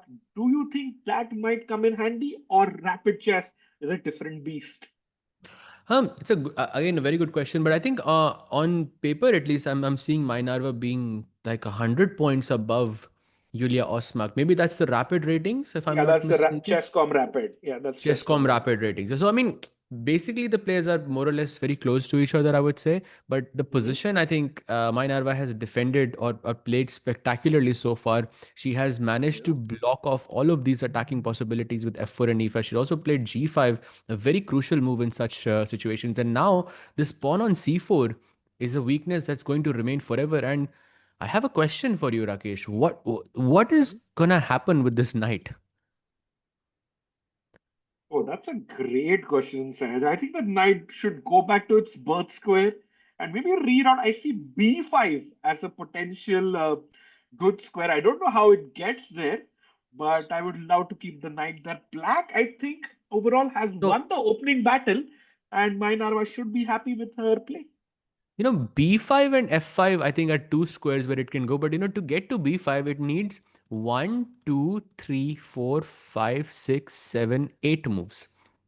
Oh, that's too That's the much. fastest way to get there. And f5 is still possible, but I feel just like with the square on b5, the f5 square is also it's a light square, so the bishop can easily guard it. And whenever Hmm. the knight jumps on it, you can just take the knight, and you will have a very good position. I think right now, black is most likely going to castle on the long side, and she does. And there are no sort of attacking possibilities on the queen side as of now. Nope.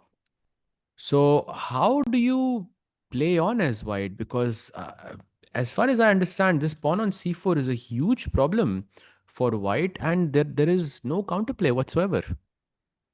Yeah, says apart from that being a huge problem, the another issue is it's a long-term weakness. Hmm. It's not like White can dissolve it, by trading or quickly. Time is on Yulia's side, but I like her move G3. She's kind of has to face the music here, know that the opening didn't go her way, and try to play solid and salvage a draw in this game. That's a good point. If I see Yulia winning this match, is probably gonna be in some way where you sacrifice the pawn on c4, and then you try to attack on the queen side. Like you sacrifice the pawn on purpose just to get some play on the queen side. I feel this is the only way that I can see her kind of getting any sort of activity in this position. She plays king d1. I do not like this move. There was another very nice move here, which I think sort of adds on to your point. Maybe she could have gone knight d1 and then try to route the knight to e3, where it can either go to f5 or that b5 square with c2, a3, like we mentioned a bit earlier. But now with king d1, I feel Yeah. there is not like she doesn't seem to have a clear plan here. I don't think she has a plan at all. I mean, leave clear here because she's trying to play the waiting game here. Julia has to, kind of just stay solid, hope that Minerva's plans don't come through. But she goes to takes the uh, puts the king on c2 and trying to get the rook on h1 to b1 on the half open file. Or you can just go king b2 and king a3, and at least the king has a purpose of defending Oh, the a4 pawn. That could be a potential wow. idea.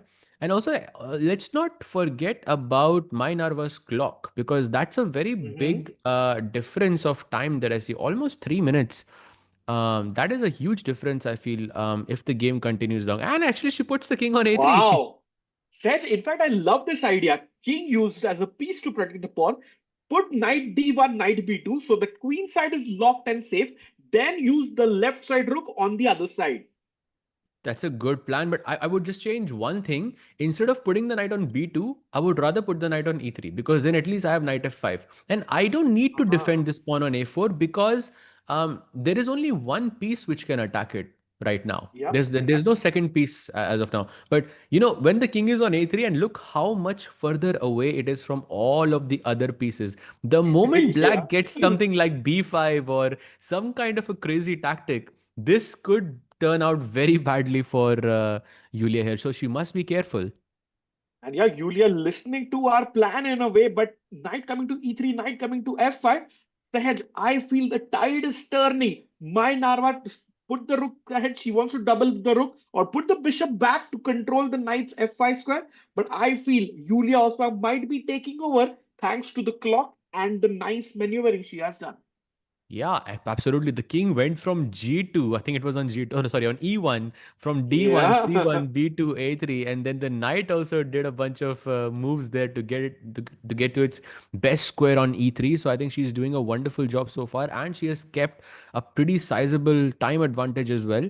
Now she has to try and open up the position somehow. So she wants to play F4 somehow, I think, because when your opponent is that much lower on the clock, you don't have much time to think. This is when you strike, because you don't have time to calculate all the intricacies that will arise after. Yeah, and every move my Narva has to keep calculating. Should I go for G4, H4, and not from just her side, but also from white side? So it's going to be a challenge. And my Narva's clock is is very dangerous. The time is ticking. No real plan, no real breakthrough, Sahaj. I think I would take white in this position.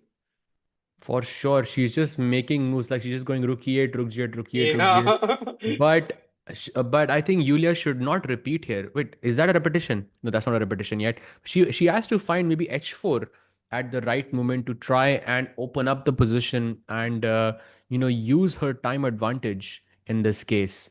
I think that Maybe would be a good F4, plan. golden pawn incoming, Sahaj. F4 I like is h4 more. So f4 just feels very risky to me. I like. Wait, is that a yeah. repetition? No. Oh, they're Uh, repeating. they are repeating. They are repeating, Sahaj. Oh wow! Our first draw of Sunday today in the finals. All three categories. We saw 2-0 win in the Prodigy and the main, but the women section has started with a draw, Sahaj. Absolutely. I think rightfully so. Although if I was, I think Yulia could have played on the clock alone, but maybe she didn't see a way to kind of, break open the position without risking too much. And I think so the Hmm. draw makes sense from both players' perspective. But yeah, a good save by Yulia there because she was in a bit of trouble a few moves ago. And she managed that, I think, in a spectacular fashion. I think she would be feeling pretty good, I think, after this draw because I think probably. Oh, by the way, the games have begun as well. The second match underway. Another Spanish on the board. She goes bishop c5, sidestepping from mainstream theory. Now the knight is going to go to e7. Looks like Yulia is very well prepared here. Yeah, very well prepared. No London though from White, so it may work out in my Narva's favor, Sahaj.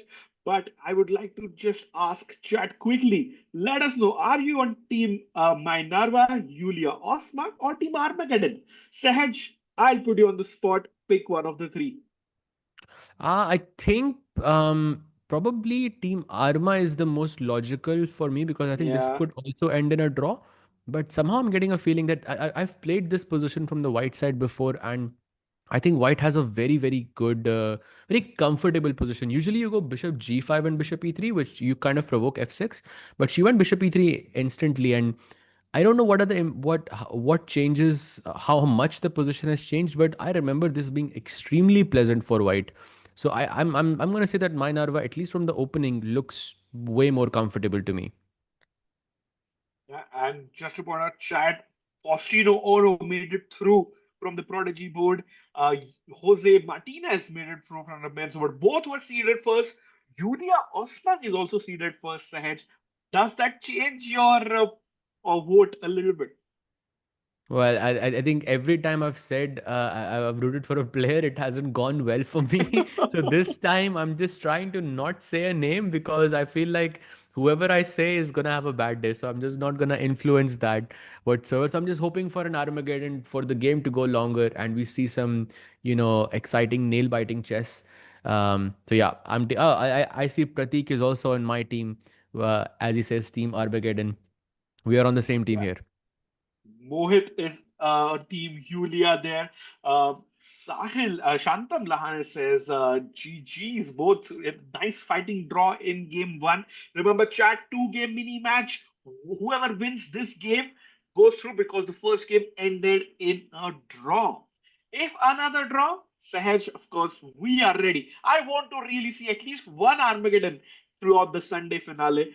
But you never know. But more importantly, Sahaj, let's remind chat $7,500 again in the women's category for the winner, and they will be the brand ambassador for season 3 of the Tech Mahindra Global Chess League. Lots of things to fight for, everything at stake here. Absolutely. And she goes knight to f1, routing the knight to g3. I think a pretty typical plan in the Spanish system. I think this is when you go this knight h2, queen f3. I believe this is what's called the Fisher's idea. At least that's what it was called when I was, when I was very Mhm. young and I used to study this quite a bit from Fisher's games. And he goes knight f1 with the idea of knight g3. And black now, she can go queen f6, which seems like an interesting move. However, I'm a bit worried that this queen can somehow get trapped because if I, let's say, play knight g3 and black, let's just for the sake of it, goes knight e7, knight h5 is just queen trap. So you Yeah, have to be a bit careful. Black has to be worried here, and I think the only real threat the queen is trying is, maybe knight to f4. And of course, if the white queen moves away, like if white is careless, let's show queen to d2, bishop takes h3 was the problem. Exactly, because if you take on h3, then queen takes f3 would sort of seal the deal. Although I'm still not sure if that queen on f3 is, a bit too advanced. But as you can see, Mhm. the bar is really liking my Narva's position here. I think this looks pretty promising, like a very sizable advantage. The only kind of downside is that she has this knight f4, but I don't think it's working right now. I think I have d takes e5 if I'm not mistaken. Ah, no, I have knight f4, bishop f4, no? And knight h5 is queen That's a trap. big mistake. That's knight f4 is a blunder. My Yes, Narva is completely winning. yes, bishop takes f4. Look at this. Bishop f4, queen f4, knight h5, and the queen is trapped.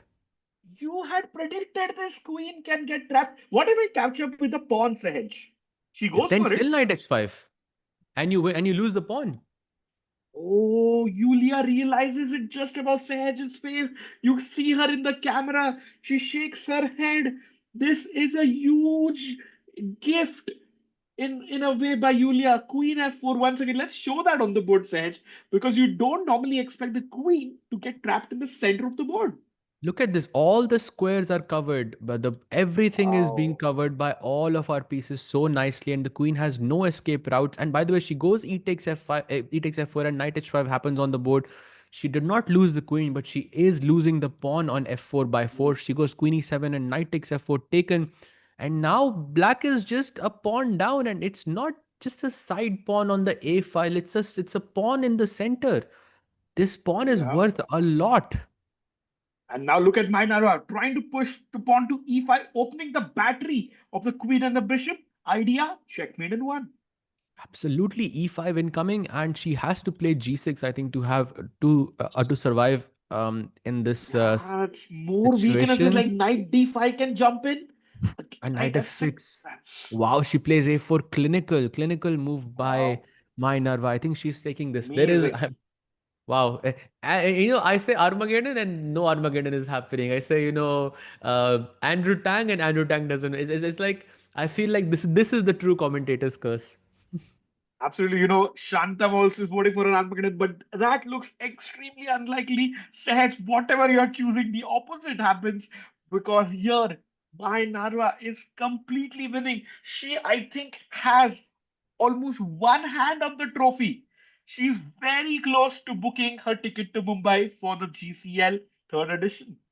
Absolutely. And she goes bishop b6, sort of getting away from this a7 square because the rook was attacking there once you take the pawn on b5. But the problem with keeping the bishop on b6 is that I always have this possibility of going knight d5 and just chopping off this bishop on b6, giving you this sort of double pawns and an isolated pawn on d6. It's very comfortably winning for white, but I'm sure White has many other ways to kind of carry the position forward. One very interesting point here, Rakesh, is that Mhm.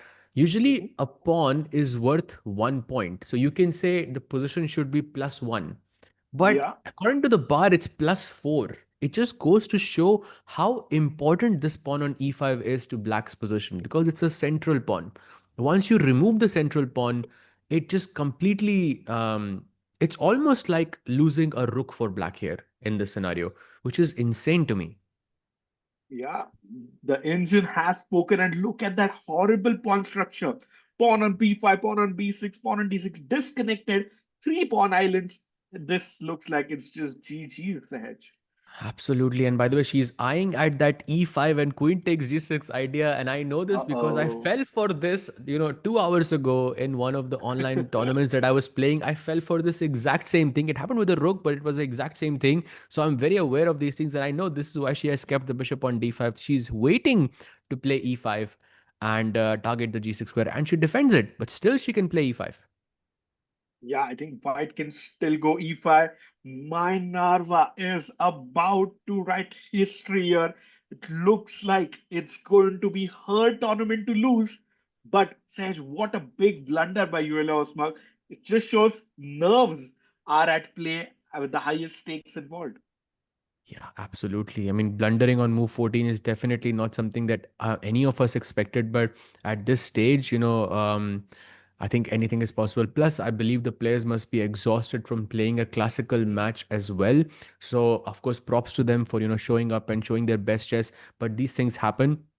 I think As your idea is renewed, knight takes g6 or queen takes is a huge threat. also Queen B5 is there as well. Oh, Queen She B5, saves free it. Yeah, pawn. queen b5, free for second pawn now.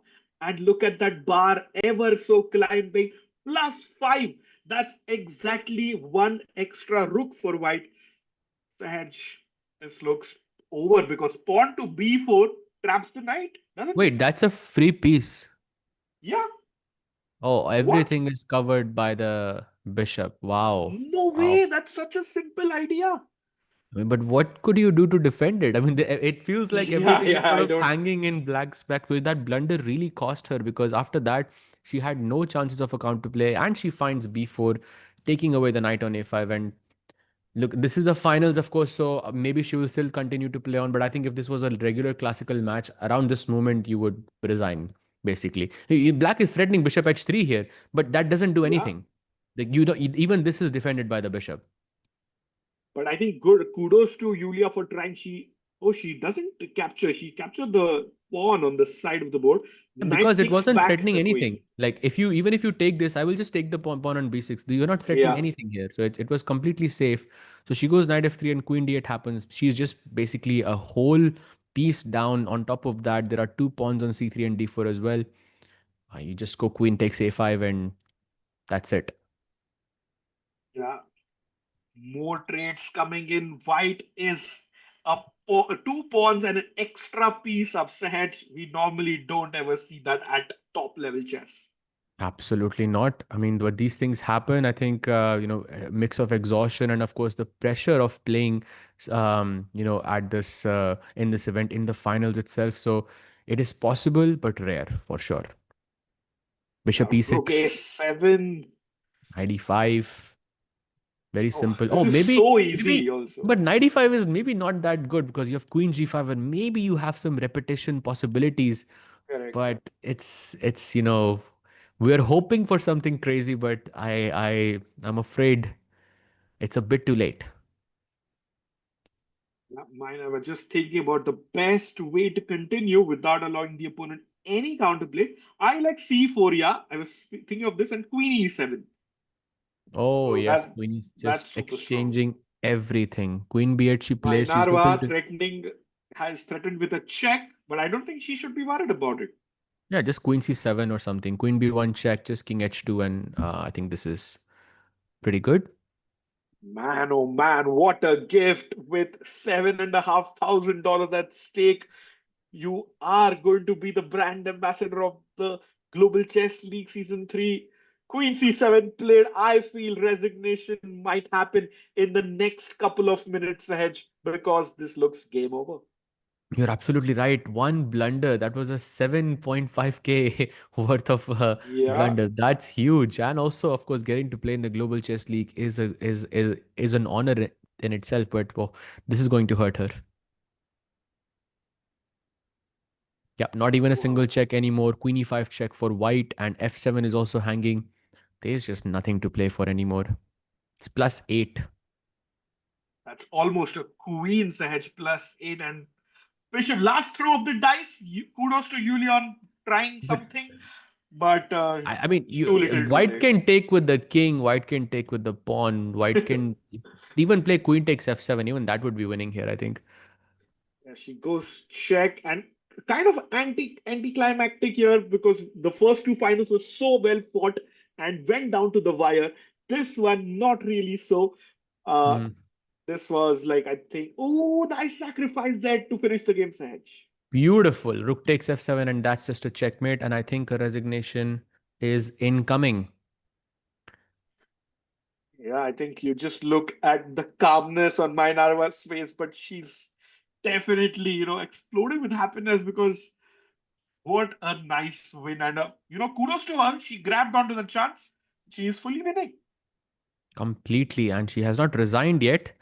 I Hmm. think she is just waiting for some miracle, but it's too late. Oh, Bishop G2, she's hoping for Queen H1 check, but that's a checkmate. And my Narva wins the women's section of the Tech Mahindra Global Chess League, and she seals her ticket to Mumbai. Yeah, you see the happiness on her face. I mean, not really, but you know she is delighted here. My Narva winning the women's category gets $7,500, and she is the ambassador for the Global Chess League Season 3. Congratulations to my Narva. Sahaj, what were your thoughts overall on today's finale across the three categories? I think it was a pretty one-sided finale, I would say, in across all formats. In the Prodigy section, we saw Faustino defeating 2-0. I mean, what a performance it was. And actually, especially, I think, props to Faustino for defending that game too against Pranav Anand. He was down -4, -5, something like that, but he held on. He defended like a, I mean, he defended literally like a wall. Yeah, you could not break through anymore. And at some moment, Pranav overpressed and then lost the game. I think in the men's section, I think the game between Jospem and Andrew Tang was also pretty exciting to watch. But Mhm. I think Jospem handled everything with I think I don't want to say that it was that game was one-sided to me, because I felt from the opening itself, Andrew Tang did have a lot of chances, especially in game two, but he wasn't able to capitalize on it. I think, and once Mhm. Jospem just completely equalized, Andrew Tang just fell apart, and that was another 2-0 victory. And then we have my Narva versus Julia Osmak, where I believe it was just a gift from Julia's side, because just Yeah. look at this move, this knight f4. This is just a gift, because bishop f4, ef4, and you just lose this pawn, this very crucial pawn on uh, on f4. And once you just lose this, the position just completely falls apart. So yeah, that's the summary. I think still very exciting games. I still feel that we are missing that Armageddon element Yeah, from the yeah, finals. I true. would have loved to see just one Armageddon match, because I think that gives more feel to the match itself. But I think the players played pretty well, and yeah, I think it was a good day. Yeah, it was a good day, very exciting day, but it was an even better day and a very, very big payday and lots of things at stake. But overall, congrats to our three winners who will be joining us in Mumbai from 13th to 24th of December. Sahaj, that's Faustino Oro, Jose Martinez, and my Narva. Big congratulations to them. And overall, Sahaj, I would love to also sum it up by saying an amazing idea by the Global Chess League team, chess.com also for organizing, because they came up with this interesting format where anybody and everybody from the world could qualify and play against the top players. And in fact, it what just shows it was a truly global chess league was all our six finalists that played today were from different countries. So we had Hmm. America, we had Mexico, India, of course, Ukraine, Estonia, and as well as Argentina. So very nice format. So kudos on the team for developing that. Any last thoughts on the whole event, Sahaj? I think it was wonderful. I think I love the format, and I loved how, having two games, no increment. I think it just brings out the, you know, the true part of the game, where we can, focus on all aspects, not just the game, but also the clock, which we saw, kind of take control in many of the games. Yeah, I really enjoyed commentating with you. And yeah, thanks to of course, our producer Saab as well. I think that was it was very nice overall. Absolutely. Big thanks to chat, of course, as well. And appreciate it, Rohit. Thank you for your messages. Everyone, it was such a delight, but this show would not have been possible without our producer, Samay. Big shout out. The GCL team, thank you to Gigi, Ritik, and the team there, and the Chesscom team, led by Michael, Simon, everyone, as well as our fair play staff, ensuring all the games were played fairly. So, chat, big thank you once again. Thanks for joining. This was an exciting day. But now we will move on to Mumbai on the 13th of December We'll see you there. Thank you from myself and Grandmaster Sahaj Grover. Take care and good night.